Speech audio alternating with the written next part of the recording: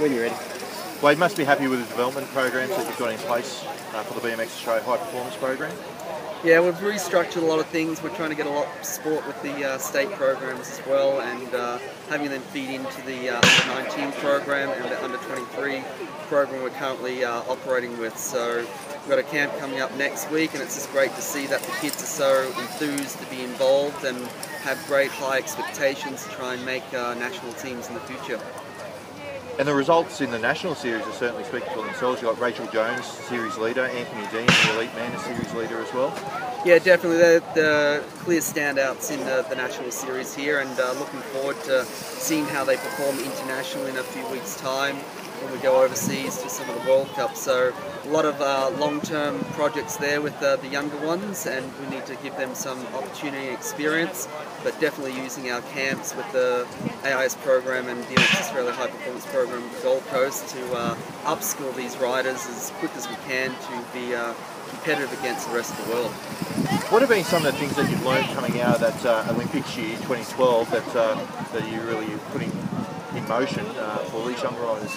I think it's the team culture and getting people together and having that great working environment, and that's where the kids thrive on each other and they push each other, but also focus on their personal best, and that's a big thing that we push.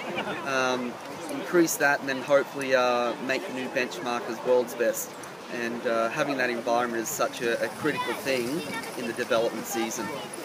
And goals set in place for 2013? Goals for 2013 is basically, it's really a development season, so no high expectations on results. It's just getting ready as for the 2016 year. So if you see, we may not get as great results, but we're focusing in a 4-year programs now. The World Championships in Auckland, New Zealand. Is there any pressure being in such a close nation and New Zealand being such a competitive nation that you want to go there and sort of get some results there? Yeah, definitely the World Championships is the highlight for this year, so we'll be definitely picking up some of the under-23 riders and the under-19s. We'd love to definitely be in front of the New Zealanders as how close we are with the rivalry, but we're thinking about world's best, and we want to be world's best, so we're trying to put best practice in place, and from there we'll expect to get some great results. How do you continue to stay ahead of the field, given that Australia has been a #1 BMX nation for so long? How do we keep that #1 position? It's tricky because you always got to try and change things up. You've got to keep the things that do work, but also got to think of the next thing that may be the next advantage. So.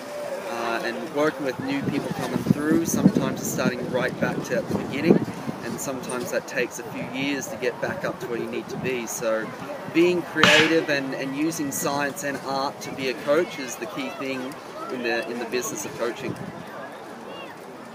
Great, that was really good.